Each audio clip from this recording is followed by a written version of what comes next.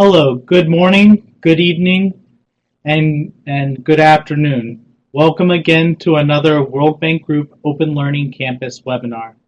This is part of the Public-Private Partnerships Identification and Screening webinar series. Today we're going to be talking about South Africa's approach. Specifically, we're going to look at infrastructure proposal appraisals to assess the greatest value for money. Today with us we have Mr. Will Dax. He is the Chief Operating Officer of Gautrain Management Agency. And prior to this, he was the head of the PPP Unit in South Africa National Treasury. Also with us we have Nikki Prenz. She is the Chief Director of the National Capital Projects Unit at the National Treasury in South Africa. The unit assesses large public infrastructure investments to advise the Treasury on economic implications of different options and possible funding routes. So thank you very much for joining us and enjoy the webinar. I'll pass it over to Will now. Thanks, Rob, and hello to all you listeners out there. Nikki and I are going to do a combined presentation. I'm going to start off giving some context about an actual PPP project here in South Africa and how we have to fit the appraisal of that project as a PPP into what Nikki does, which is to appraise it as a capital project. So let me start off by giving you some facts and figures about the Gautrain. Firstly, it is one of the largest PPPs in Africa. It was signed as a PPP agreement in 2006. It involves 80 kilometers of high-speed rail in Gauteng province. For those of you who don't know, it's a very built-up area in South Africa. It has approximately 15 or 16% of Africa's GDP, so it's a very substantial contributor to the economy of South Africa. Very high population, around 15 million relative to around 50 million population in the whole country. The concession agreement is between the province, who I work for, and a private party or concessionaire. It's a 19.5-year concession. And for those of you who like the acronyms, it would be design, build, operate, and transfer. The capital cost about 28 billion ZAR, South African rands. In 2006, that was around 3.5 billion US dollars. So a very large project.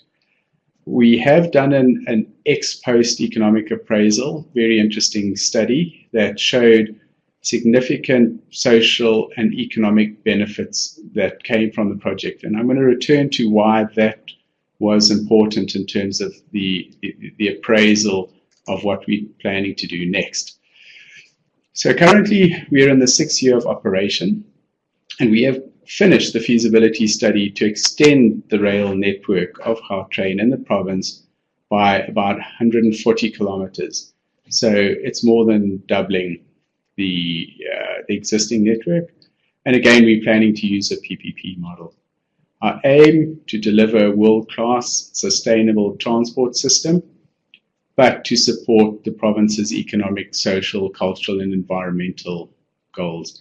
There are a whole range of other imperatives that we have. I want to pick one of these out, and that's our job creation ability.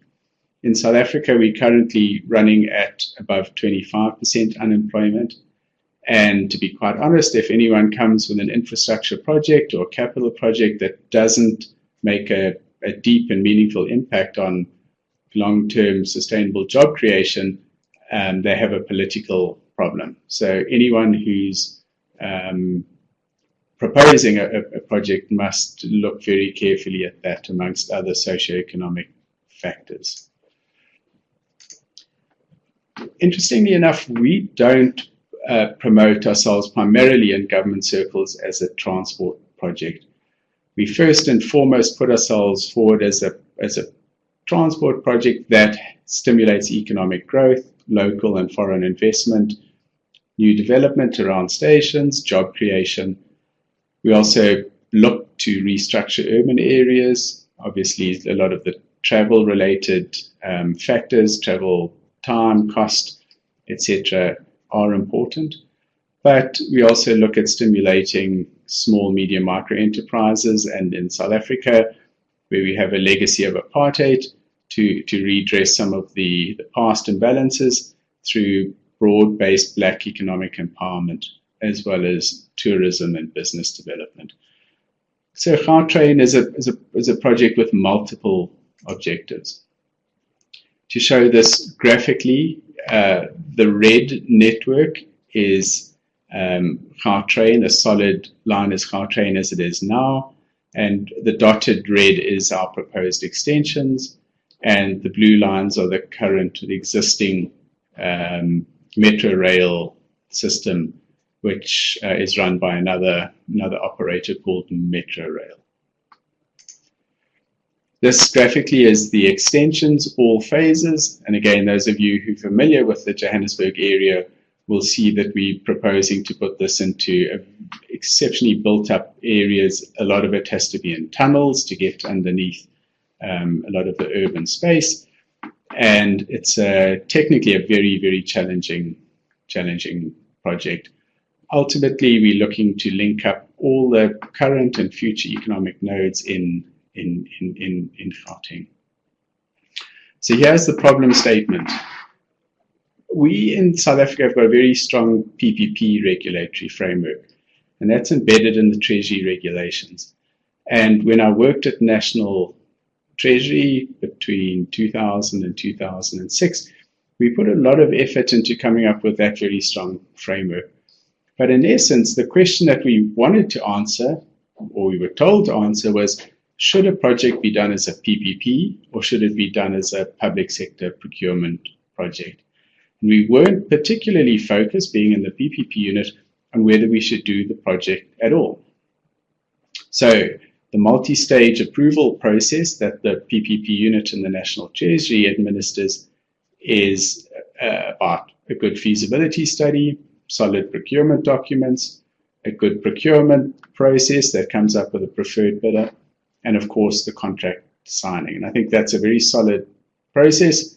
So I think that when we do get PPPs, they tend to be quite solid. But as I had said, if we're unable to answer the question about whether to do the project at all in the first place, or whether it's framed in the correct context, we can come up with a very efficient way of doing the wrong project. And that's where Nikki and her team come in the National Treasury, and she'll explain how she has a look and her team have a look at the merits of the project, regardless of whether it's a PPP or not. There graphically is the PPP project cycle in South Africa, running through stages from inception all the way through delivery and exit. So it's a very long project cycle, can span 20 to even 30 years. And I think very comprehensive, but as I'd said, doesn't address some of the capital project appraisal issues.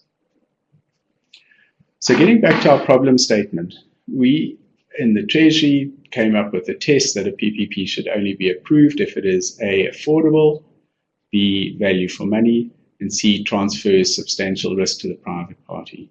Now those are good tests, and I think they work well for relatively simple infrastructure projects. But Gautrain and its extension is extremely complex, very high capital cost, and significant long-term fiscal risk. So by way of an example, if we apply a test to say, do we have the capital to do the extensions ourselves as government?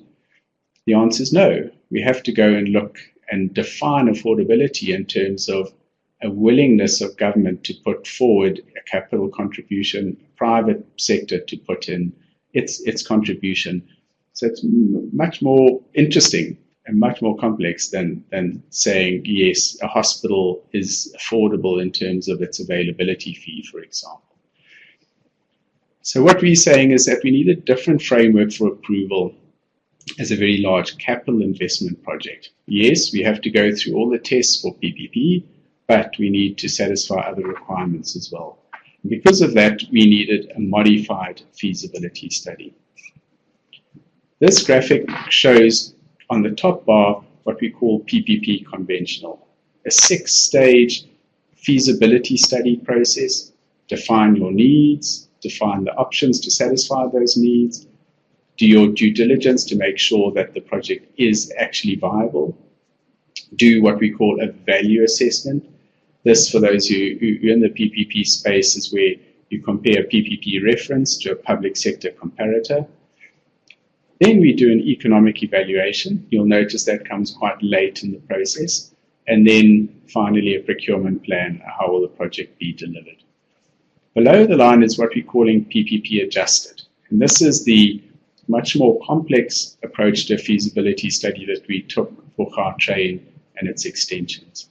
We broke it up into 3 very distinct categories, much more emphasis on an options investigation. In other words, is rail the correct solution for the transport problem or the economic problem, whatever it is that we're trying to solve? We did a whole lot of options analysis in terms of financial, environmental, socioeconomic development factors, and then went through a gateway to come up with a preferred solution. And only then did we move on to the due diligence and value assessment stages. A big focus on technical due diligence.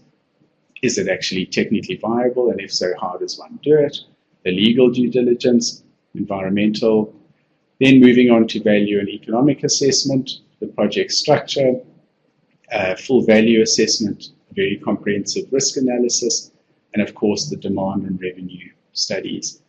And then again, another gateway before we move on to the procurement plan. So it's been an 18-month process, which we've just ended now. As I said, an extensive analysis of route and solutions options, very comprehensive station node studies. A lot of the economic benefits actually flow from where one locates stations. An investment grade demand and revenue study, absolutely fundamental if we're going to have a project that we can demonstrate as being bankable. Comprehensive environmental studies, and a comprehensive economic appraisal in accordance with Treasury's capital project appraisal guidance, which Nikki will talk more about later. And then very importantly, we added on a funding option study to identify long-term funding streams. One of the great things about doing urban rail is that you unlock a whole lot of value through, for example, land value increases that can, with the right legal mechanisms, be captured. Another thing that we did is we joined up with credible project partners, absolutely essential to success, I believe. First of all, we did register the project with the National Treasury as a possible PPP. We registered it as a strategic integrated project under the National Development Plan, another ministry. And then we linked up with a public sector financial institution, the Development Bank of Southern Africa, and we signed a project support agreement with them. Then we linked up with other DFIs and we got financial support for independent reviews of all the feasibility study components. We insisted on a peer review process with formal sign-offs, so these consultants are putting their reputation and their professional indemnity on the line, which is, I believe, very important for a believable feasibility study. And in particular, we had one KfW-funded independent study of funding options. For example, the land value capture that we could use to present a good funding solution to Treasury. Just very briefly, and I'll close off with this. For those of you who are interested in the PPP space, we're looking at a modified PPP structure. We found that the current Gautrain is very much dominated by the civil construction shareholders because of the high capital value, and the operator was neglected. So we are looking at packaging all the civils work separately from that which is actually the train, the track, and the operations and the rolling stock. So perhaps, Rob, that's a webinar for a future date. And then just very briefly, our cost-benefit analysis in accordance with the Treasury guidance we did for each of the phases in quite a level of detail. What's interesting, and again a topic of interest to us, is that while we do get good economic IRRs and BCRs, they varied very strongly against phases. So we had a lot of debate about how to balance an economic argument for a phase with the technical ease of implementation, or even a cost to implement. And that was a very interesting debate inside the project team. And that's it, Rob. I'll hand back to you. Thank you very much, Will. We'll pass it on to Nikki now for her presentation. Who's listening, and thank you to Will for that sort of seamless introduction to my part of the presentation.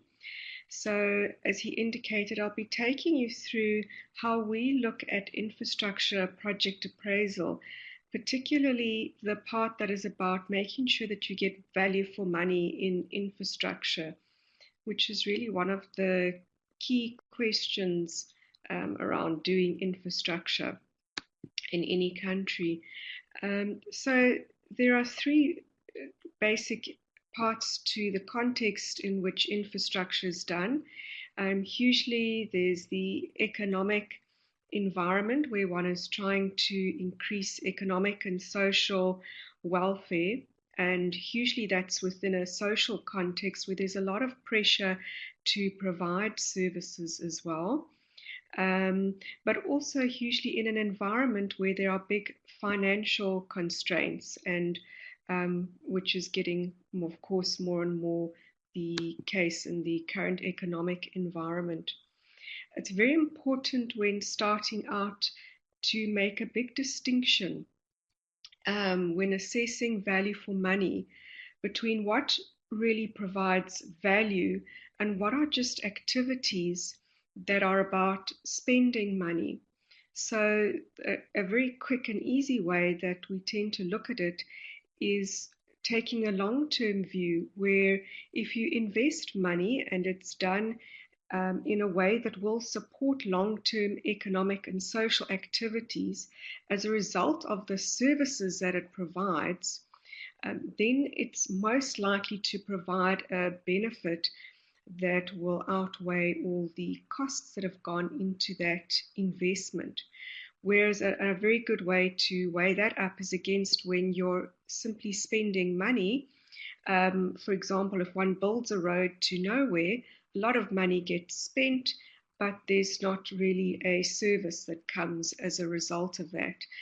Those things may seem obvious, but actually we find it's a great distinction to always have along the way when appraising an infrastructure project, to come back to and to check whether one really is going after value for money. The funnel that I'm showing you now is basically a set of 5 questions which are the key that we use to checking value for money. And I'll be going through slides connected to this funnel in a moment, and you'll see the 5 questions starting from the top and going down. The first question is around checking that the type of project that's about to be done really fits within what the country is trying to do with its socio-economic context and where it is trying to go, which is often captured in a country's economic plans looking into the long term.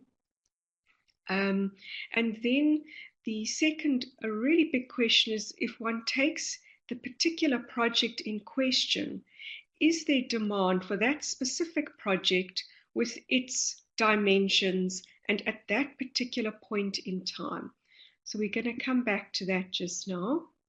The third question is to really then check, even if there is demand, is it really going to benefit the country to do that particular project in the particular shape that it is? So we're going to ask if it's viable and actually against all the options, if it really is the best alternative. Having established those things, we'd move on to number 4, which is asking about whether society can still really afford to bear the cost of building this project and thus all the repayments that are associated with that. And then lastly, is all about delivery. So we've defined hugely by this stage that there's certain benefits that we're expecting to get out of the infrastructure. But it's very important to check whether we're actually going to be able to deliver that project in a manner that's actually going to be able to achieve those benefits. So I'm going to give you a bit more detail on those now. So firstly, that very first question that I asked was about the context. And what this is it's really about knowing the country really well that you're working with, because each has such a unique context. Quite typically, they have characteristics such as urbanization, for example, and how particular cities or rural areas are structured. And that's going to have a huge bearing on the context within which that infrastructure is going to sit. And one has to be able to ask whether building that infrastructure is really in line with what that context is saying to you about the country and where it is trying to go and needing to go overall. So I'm going to move on to the next one. So this I'm coming back now to demand. This is the second question. It's very important because we find with a lot of projects is often there's a lot of passion has built up for doing a project well ahead of any studies that are done. And there can be various reasons for that happening. And it's just really important to check that this project really does have sufficient demand that warrants doing it. Sometimes there can be some level of demand, but actually going ahead with it at a particular point in time is a bit premature. And sometimes there can be extremely high demand, and we have a few ways of checking whether that is the case. For example, if there are big backlogs or bottlenecks in the infrastructure network, such as a port becoming very congested. So those can be very obvious signs that a project is actually quite overdue. Then the third question that I was mentioning in that funnel is about checking whether this project is really the best alternative. So we may have established that there's a demand for some sort of solution to meet that particular demand, but sometimes when one looks at what the preferred option is that's put on the table, it may not actually always be the best option. And that's when it really helps to have a neutral, independent authority to be able to look and ensure that all the different options have been looked at. And this can be both a logical and a very, sometimes very lateral thinking exercise as well. And it may also be about asking, do we really need to build new infrastructure, or do we just need to make improvements with what we already have? And then even if we like the best option that's been put on the table, is also to ask questions about, is this project really a little bit gold-plated? It's almost overshooting on what it needs to deliver, and there's a more economical way of doing this project. And another two things to then also look at is when the project's put on the table, has it been a little bit short-sighted in only including sort of the immediate costs of construction and perhaps on operation in the next couple of years, or is it really taking the full life cycle into account? And that becomes important when you're trying to weigh up different projects and you're trying to fairly assess whether one really is a better option than the other. So those are a couple of very important things that we will look at. There's other aspects on asking whether a project is viable or not. So we'll refer to doing a cost-benefit analysis, and we tend to find that that is usually the most suitable for what we call the economic infrastructure projects, for example, transport projects. But when we have social infrastructure projects where, for example, we already know that we definitely want the benefits, such as health benefits or education, and it's really a matter of trying to find the most cost-effective solution, then we do what we call a cost effectiveness study, which tries to home in on just the cost side of the equation. There are a number of other studies that can also be done, but these are the two main ones to look at viability that we look at first, and then sometimes we will supplement that with additional studies. So now we also get to a very important question, which is about whether society can bear the costs, because just because a project is a good idea doesn't actually mean that a country can afford it, particularly a developing country, and at that particular point in time. Now, what this slide is really talking about is to identify the difference between the fact that there is an ability to raise finance for a project. There's a big difference between actually trying to find the wherewithal to then repay that financing.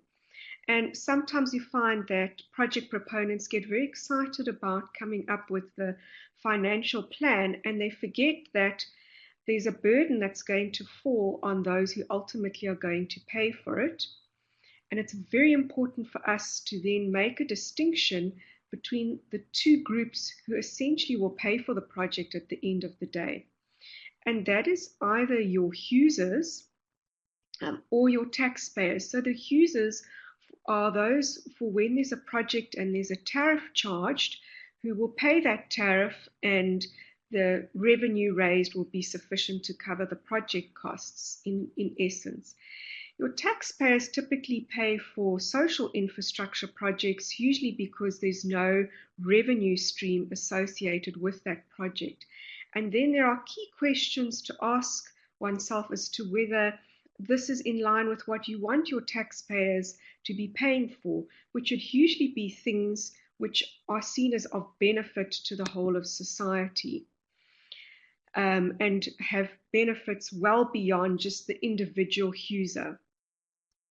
And that is quite a big area of analysis. I'm just going to mention a few other things to bear in mind with user charges as well, and that there can be a combination of user charges and taxes. Sometimes, for example, you have a project which can raise tariffs but is not quite sufficient to support all of the costs. So, for example, a bus system, which is a public transport system where users do pay fares, but the government decides to supplement that as well because it sees having public transport as a big benefit for society.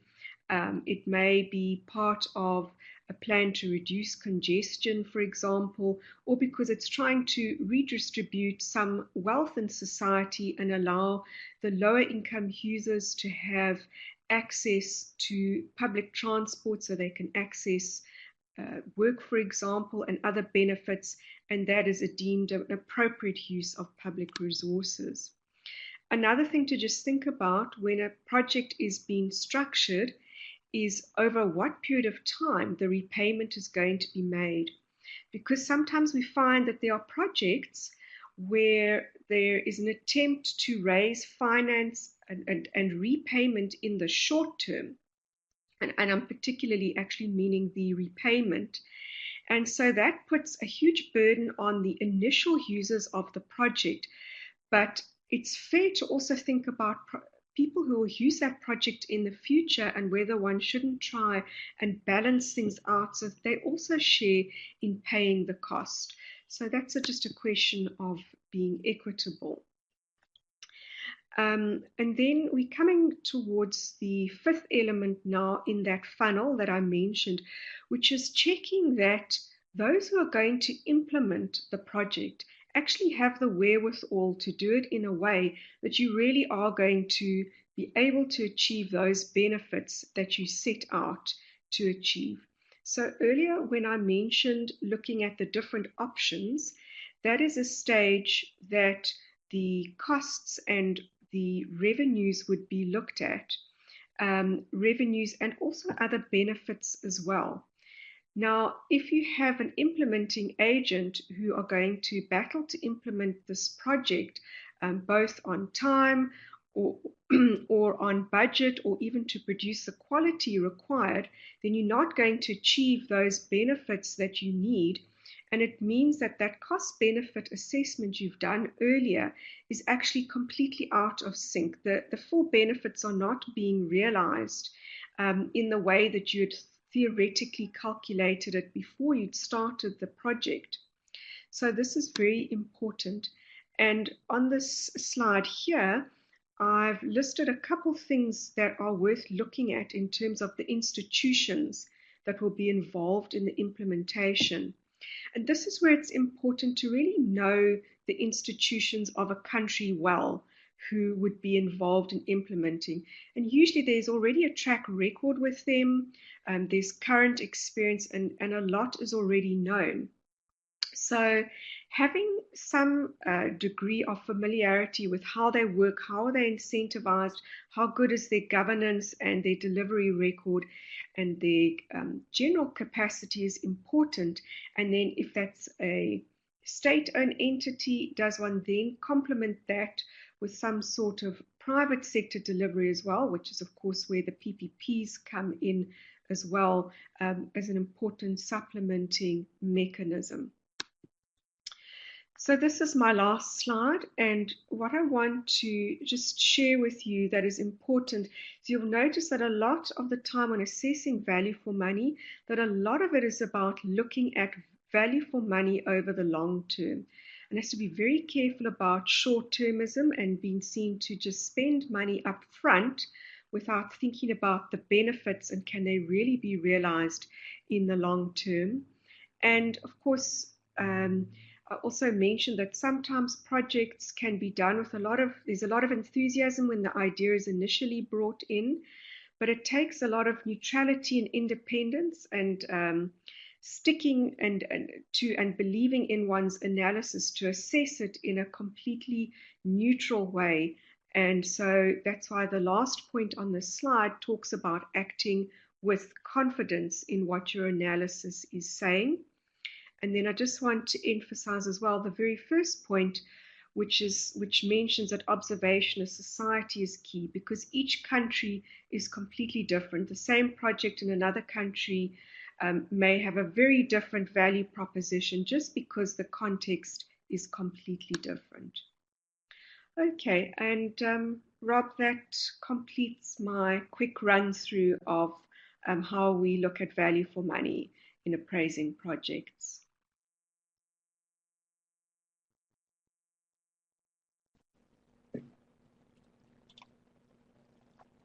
Thank you very much, Nikki, for a wonderful presentation, and I believe Will be joining us.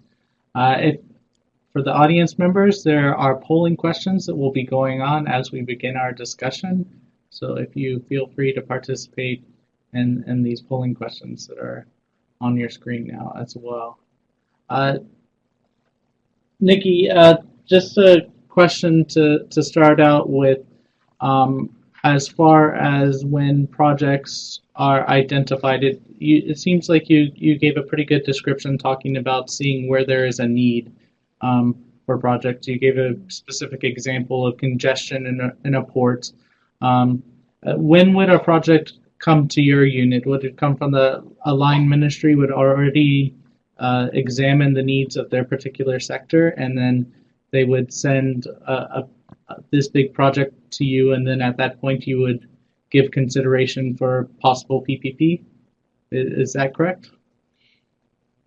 That's very close to how we work, yes. And there are many different ways that projects come into our Treasury. So let me just mention that the PPP route is one of them. And we actually have a PPP regulator in the Treasury. It would go to them first, and then we would come in and support them. But there's also just the generic budget process. We also have projects that apply for tax incentives or other kinds of financial support such as guarantees. So there are many different routes into the Treasury, and there'll be a request from within our Treasury, and we'll come in and partner our colleagues to look at the project. Okay, that's excellent. And then I guess maybe the PPP unit, along with in collaboration with you, might do. It seems like your overall presentation, one of the slides I'm looking at, where you had the inverted pyramid going down the different stages, seemed like a very good mental way of screening a project before maybe you went into further in-depth analysis. Is that sort of the approach that Treasury would take in assessing whether it would be even appropriate to do an in-depth analysis on as far as value for money, considering PPP, before you get to that analysis? Yes, so this is the way we look at value for money, and as simple as the funnel seems, the fun is all in the application. Each project is actually quite tricky to assess.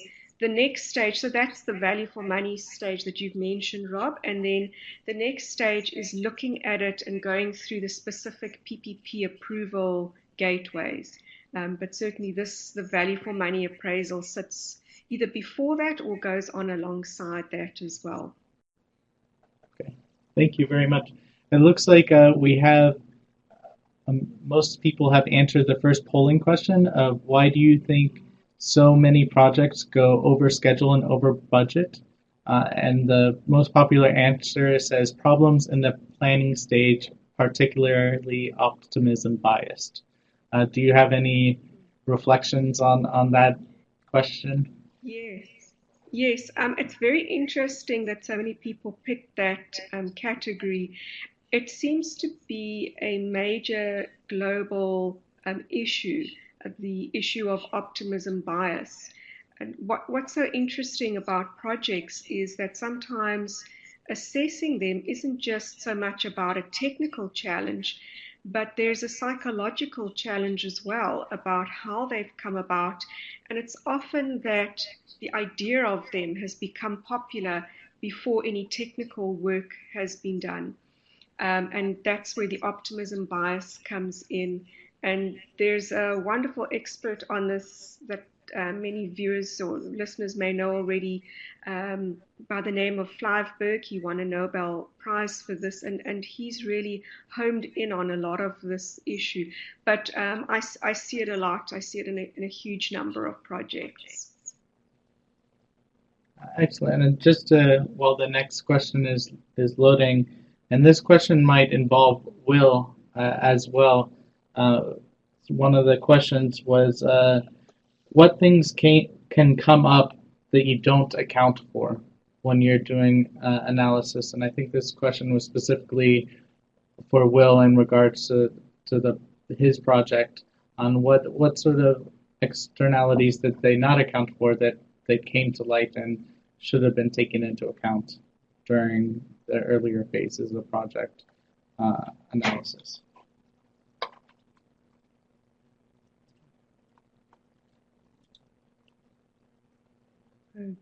I'm assuming this question's for Will? Yes, there we go.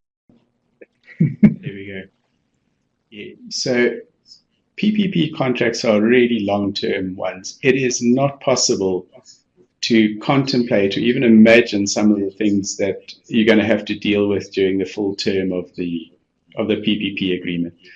So for me, it's about writing contracts that allow for some variation or amendment, and obviously oversight of them. It's not good enough for a Treasury to say, yep, this is a okay project, we'll sign off on it, good luck, because those fiscal obligations, those fiscal risks actually happen during the period of the contract.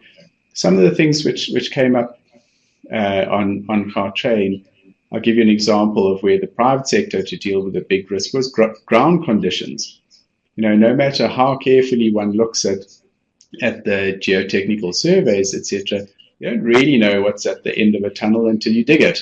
And we know for a fact that the private sector experienced big cost overruns from their point of view in dealing with those risks. Now, they weren't explicitly contemplated in the contracts, But the PPP agreement was very clear that all construction-related cost risk was with the private sector.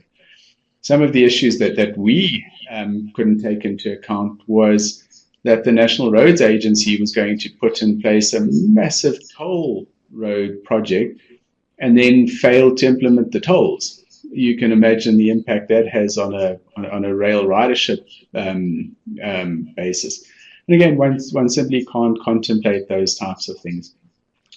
My view on it is that government agencies have to be as empowered and as resourced as the private sector partners, not from a delivery point of view, but from a contract management point of view.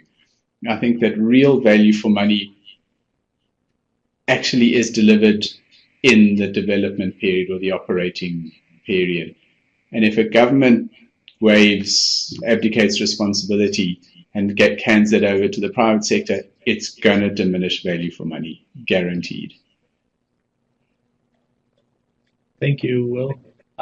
Just to get on to the next polling question, and then we'll address some more questions from people and keep the discussion going. The second question was what percentage, or the second question disappeared. There we go. The second question was what percentage of projects selected in government do you think are actually feasible? We have about a 50-50 split here on 20% or 50%, and it seems like no one thinks 80% is a correct choice. So if you both could give your personal feedback on this question. Sure, and I, of course, I don't have any correct answer to this. I think I was quite interested to see what everybody else would think on this topic, but because I think it just points out that you do get lots of projects coming through that either aren't particularly feasible or quite often because of limited resources of government, they're not the best projects necessarily to be doing. And there can often be a lot more deserving things that need to be done. But certainly you do get quite a few that aren't feasible. I would say that from a PPP point of view, given the higher hurdle for getting into the South African PPP cycle, it's closer to 50% than 20%. I've seen a lot of non-PPP projects that is absolute rubbish. Nikki, you have all my sympathy. So I would say outside the PPP space was probably around the 20% mark. And then I guess a follow-up to this is what can governments do to mitigate this? As part of this webinar series is talking about the potential of creating a useful screening tool to help alleviate some of those projects from getting too far into feasibility analysis. So what are your thoughts on what sort of mitigating strategies can be implemented? Rob, I'll go first because I argued this very strongly in Treasury for years. And that was not to differentiate between PPPs and non-PPPs. We were asking the wrong question or the right question at the wrong time. And the work that Nikki and her team do is the right question. So every project above a certain size, and you can define the size depending on economic characteristics, whatever, should go through an initial screening process. It's not rocket science separating out the poor projects from the potentially good projects, and I think Nikki's given us a very good summary of how one can do that quite easily and quickly. And then move on to the more nuanced high-end feasibility studies of trying to, determine whether they're bankable and all those other tests.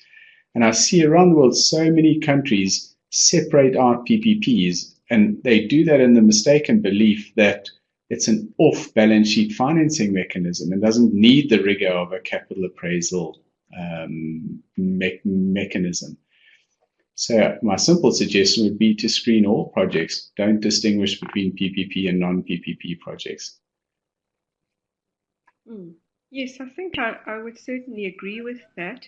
And I think what also helps is to have gateway systems within government that are encouraging studies to be done at a concept and a pre-feasibility level as well, so that that screening can be done in the early stages and in a way that there's interaction between the department that's proposing the project and those that are ultimately analyzing or doing any of the approvals. So there can be an early stage interaction with feedback as well. And that also helps to build capacity within different departments for the kind of skills that are required to produce these concept and pre-feasibility studies. Quite often these get outsourced to private sector consultants, but increasingly trying to build that ability in to different government departments and entities, and becoming familiar with capital project appraisal and having a common language for it and a common approach across government can really help that along. And some follow-up questions on this from our viewers is maybe going a little bit beyond screening, but just you had mentioned, Will, about on-balance sheet versus off-balance sheet, and some of the questions specifically from Andy and Sigdom. How do you factor in an assessment for fiscal commitments and contingent liabilities into the value for money analysis and a decision on whether or not to go ahead? Along the lines of that is, does this project happen on a project or a portfolio basis? Yeah. So, interesting story. Back in 2006, when the Gautrain and various other PPP projects were coming on stream, the IMF asked the National Treasury exactly that question. It says, how are you figuring out your long-term fiscal obligations on this, and what are your risks? And the answer, embarrassingly at the time, was, we don't know. We'll get back to you on this. So what we did was we actually had a World Bank funded study, a guy called Tim Irwin, who wrote a very good book on fiscal risk and PPPs back in the day. And Treasury reformed its fiscal risk appraisal, and actually has a fiscal risk committee that has to sit on every large PPP project. Nikki, I don't know if it sits on other projects as well. And it has to look at them on a project-by-project basis as well as on a portfolio basis.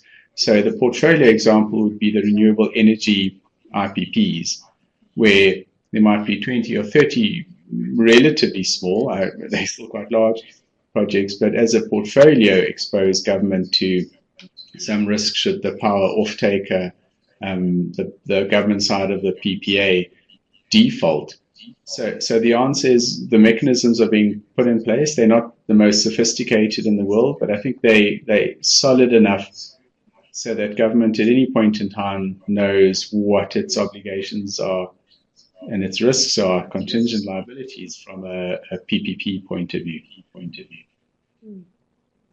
Yes, and then just to add to that is what we've done in the Treasury is the division that's responsible for the fiscus and how much room there would therefore be for projects to be supported on the fiscus is also in charge of sifting through and regulating and approving projects, both PPP and non-PPP. And the work that my unit does, for example, plugs into them. What is nice about that is it means that you've got a similar bunch of colleagues who are familiar with what projects are in the system and what the fiscal constraints are looking like. So having that proximity of those two factors is very helpful, even whether or not there's a formal process, because you can just be continually interacting and just knowledgeable about the large things that are coming through, especially because the smaller projects tend to already be included in the baseline of the budgets that line departments get. Thank you very much for that answer. We'll move on to the final polling question before we get back to some more viewer questions. This one was, what percentage of projects do you think are motivated by the need to be seen to be spending short-term benefits, in parentheses there, rather than long-term benefits, services in parentheses, they are meant to provide? This one, we have some indecisiveness among the viewers. There's a more even spread on this question. So I'll turn it to you, Nikki, first for your initial reactions to this question. Okay. Sure. Again, I don't have a right or wrong answer on this one for what happens globally, but it just, I think, points out, I think that there is a very strong tendency, particularly from policymakers, to be wanting to be spending money on projects, to be obviously spending the budgets that have been allocated, and sometimes to rush into projects, particularly those that look more that they have something tangible to deliver, that perhaps their support base relates to, and it's sometimes harder to hold back and give more time to planning to support projects that provide benefits perhaps more in the long term. So it's just a bit of a short-term kind of trap to get very focused on the spending of the money. Will, do you have any reactions to that question? I tend towards the lower end of the percentage scale. I think the short-term benefits are so short-term, that if as a civil servant or project proponent, you're driven by that, you're unlikely to succeed, remembering that you have to sell your project to a public that's also quite aware of what it wants out of it. And the public's not particularly interested in how much is being spent on something. They're interested in the clean water or the better road or the power that they'll get, the more continuous power that they're going to get. So I would tend towards saying that it's people, project proponents are more long-term than short-term. Thank you. So let's get on to some of the viewer questions. And some of them have been quite good, so let me just... one question you had mentioned in your presentation, Nikki, about state-owned enterprises, and I think there was a question of clarification here of where they fit into the PPP environment. Are they acting as the government participant in the PPP, or are they acting as the private partner? Just some clarification on that. Okay. Well, if I answer in the case of South Africa, the PPP framework that we have, and Will, you can please come in and correct me, but is aimed really at sort of the line departments and provinces, and to an extent also the municipalities, and they go through a particular approval process. But when it comes to the state-owned entities, if they want to bring in private partners, they are not subject to our PPP process of approvals. The other thing to mention, because I'm just thinking of what the listener might have had in mind, is when thinking of the state-owned entities, I think even in South Africa, it's a bit of at the moment, it's still a bit of a novelty to bring in private sector partners to do concessions. A lot of our big entities were set up as big state-owned entities that were going to run and fund projects themselves using corporate finance. And for them to consider having a private participation is quite a big cultural change, although there are some that are exceptions, and Will may be familiar with some of those, such as some of the roads agencies as well. Sure.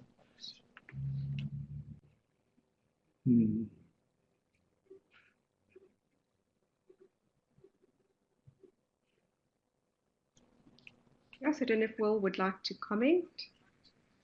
Yeah, there's an explicit requirement in the PPP regulations that says that the public sector shouldn't bid against the private sector.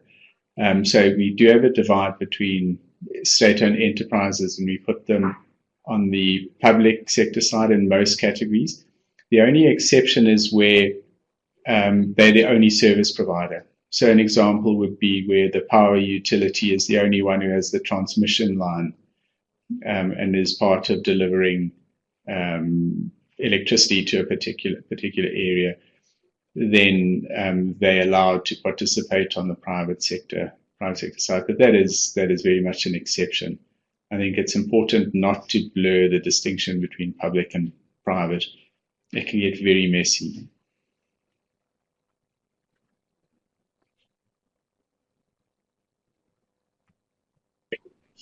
Looking at through the last few questions, something that I found interesting in examining South Africa's approach to PPP selection compared to other countries is the heavy focus on the social aspects that a project may have. So this was maybe unique to the history of South Africa and some of the policies of projects that have to go through. So I wondered if you would care to just talk a little bit about, probably Nikki, I think this is more in lines with your department, on why there are, what sort of things you mentioned it a lot in your presentation on the making sure that the public was on board and making sure that every project sort of paid attention to the little intricacies that could affect a project from the social side. Sure, and it starts with that funnel or inverted pyramid that I showed you.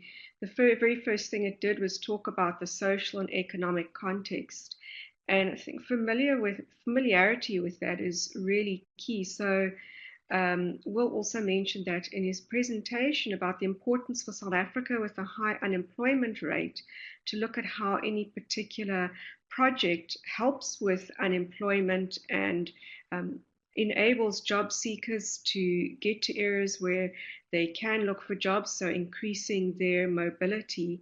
And also, how might a project inadvertently reinforce some of the spatial patterns of the apartheid era of South Africa in a way which also can undermine the growth prospects going forward for various communities. So, for example, one has to look at projects, whether they're based in a rural area or an urban area. Where do we see the growth happening? And that often we find a lot of the growth nodes are in the urban areas. But now, how do you weigh that up against the needs of a rural area? And so that's often when you need to look at the different options available for a project, different types of solutions, so that you don't inadvertently encourage spending in areas where you're not going to promote jobs, but where at least you provide a minimum level of social services to support a population in that area. Another important aspect would be to look at a project and say, how capital intensive is this project versus labor intensive? Now, obviously, if a project was labor intensive, that has some benefits for South Africa because it creates jobs in the process. However, that kind of solution is not always available for the type of infrastructure that needs to be built. So, if we look at Will's Gautrain project, I'm sure, Will, you can comment on how labor intensive that is, but sometimes projects can be quite capital intensive, both in terms of money and the type of engineering and components that come in. And in that case, one has to weigh up that benefit versus the long-term benefit that having that new service makes people more mobile and creates more cheaper, accessible transport options. But sometimes you get projects being promoted where they're not entirely necessary, and but they're promoted because of the apparent jobs and the apparent growth they will create in a particular area.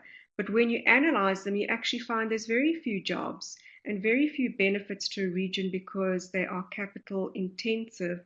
And so in those cases, if there's no other big benefit to a project, one has to question why you would do that in particular. So those are some of the things, and I think something that you might have also been alluding to, Rob, is to looking at what the local population really wants out of a project. And has there been sufficient consultation on it? And it's got a lot about having that relationship with people and giving them an opportunity to participate at an early stage.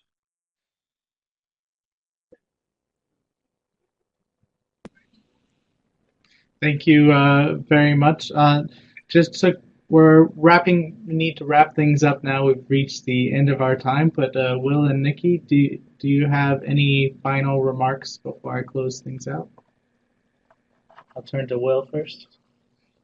Yeah, but I think it's a combination of things. My job is to deliver a large infrastructure project. My salary, my remuneration depends on me delivering that. And Nikki's job is to create a framework within which I can do that, but I can do it responsibly. So for me, all this is about creating the right frameworks, putting in place right incentives for people who know infrastructure, can deliver it, to do it properly, not to hinder them, not to be too cynical and say, whatever they do, they're going to be wrong. Because at the end of the day, it's not the framework that moves people or creates jobs or stimulates the economy. It is the infrastructure. But it's about doing it properly and responsibly. And I think just the fact that Nikki and I are able to collaborate on this on this webinar, I think shows that one can combine a good regulator with hopefully a good implementer and deliver projects. Yes, thank you. Well, yes, I think my closing remarks are all about really knowing a country and its context well. What does it really need in the long term for that economic growth to be sustainable and to improve quality of life? And I think going from there is an important first step for understanding what projects that you're going to deliver are going to produce value for money, especially in a context where resources are limited. So the best projects do need to be chosen with that in mind. And Will, I appreciate very much you participating in this webinar today. For all those online out there, if you would take a few minutes to provide some feedback to Open Learning.